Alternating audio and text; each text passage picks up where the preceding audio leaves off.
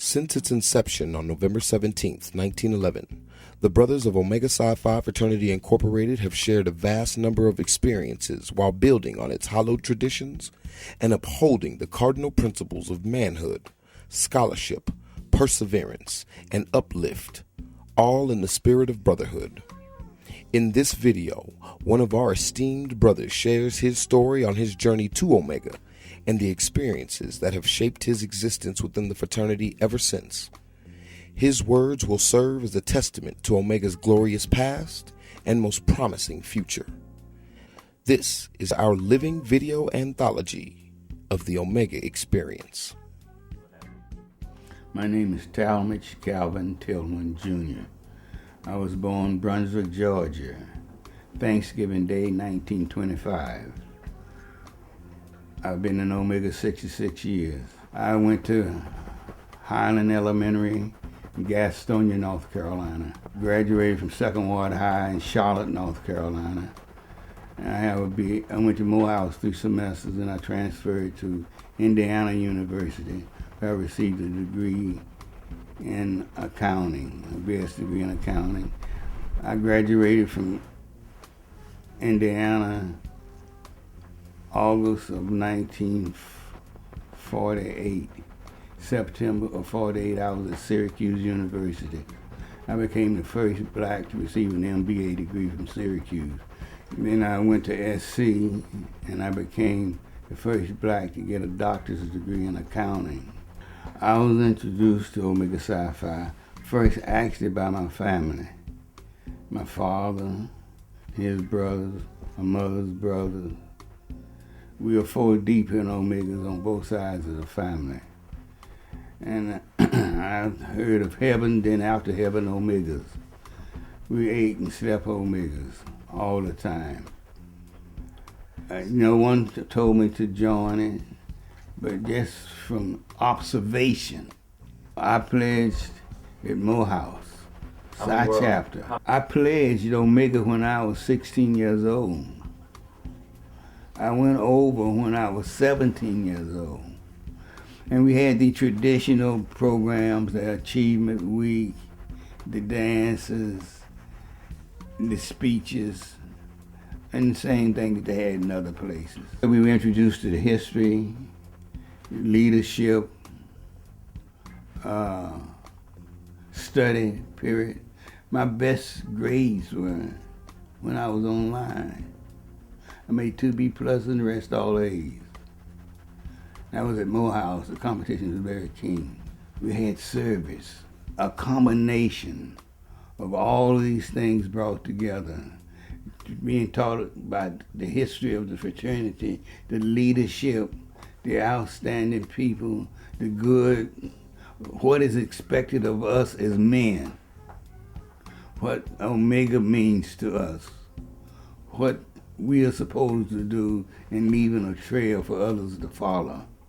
We had Achievement Week, we had study periods, we had fantastic speakers with Benny Mays. The dean was an Omega, then Williams Holmes Borders. They brought all these people over to Morehouse to speak to us, people whom I had heard of. And I was looking at them, I said, gosh, look at this. That was an inspiration in itself. And it made you feel that you are supposed to do something. It meant to me that I am supposed to be a leader. It meant to me that I am supposed to set forth certain principles, because I've been taught these principles.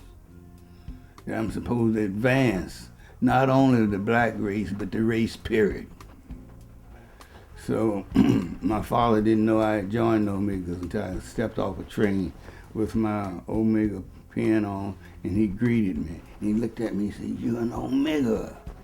I said, "Yes, I am." He took my pen. he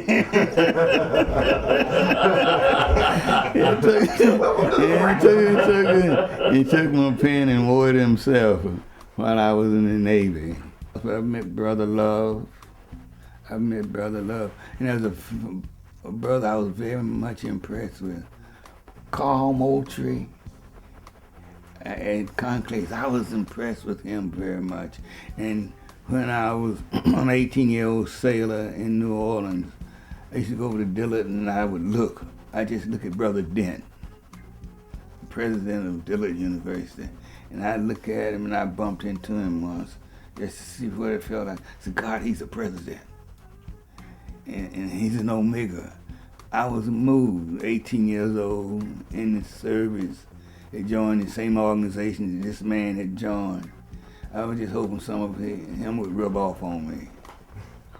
Benjamin Mays, I remember, Dean Brazil at Morehouse, Dean McKinney at Johnson C. Smith University, that whole group at Howard, and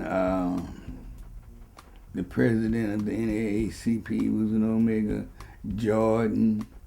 What advice would you give to brothers that are interested in joining the fraternity or brothers that are neophytes in the fraternity? What advice are those? My advice to them would be, first have some type of goals and stick with those goals. Have some principles, something that they believe in, and stick with it, and don't be afraid of not being accepted, because your goals might not fit in with some group or some individuals. You might be left out if you give the idea that you believe in going to church on Sunday. That's your business. And also try to put yourself in a position where you can advance not only yourself but others too. That responsibility is manhood, living up to various principles, being concerned about your conduct, your appearance, how you carry yourself, how you respond to others. And one important person you have a responsibility to in this case is yourself. When you don't assume responsibility for you, who will? I'm one of the founders of Omega Psi Phi Zeta Epsilon at Indiana University. Okay. That's where the Kappas were founded. We weren't too welcome. Yeah, we weren't too welcome. Last time I went to Morehouse, my sons were small, and I wanted them to go to a black school to start with, then transfer like their dad did, and I took them to Morehouse. We were down there, my wife's from Augusta, Georgia, so I took them to Morehouse, took them to Graves Hall, took them to where their dad stayed, showed it to them, hoping the exposure would do it. Didn't work. Where did they end up going? Huh? Where did they end up going?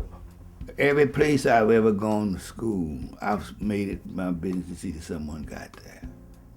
My mother's brother, who's an Omega, went with me to Indiana U. He's a Q. My two boys went to SC. My oldest boy, in addition to going to SC in Dominguez Hills, I got him in Syracuse, and he has a master's degree from the Maxwell School of Citizenship, which made the Kennedy School at Harvard #2. And the oldest boy is an Omega. So I've made it my business. Everywhere I go, uplift, like to have National Association of Black Accountants, lifting someone up, bringing them along. I've made sure I've done that.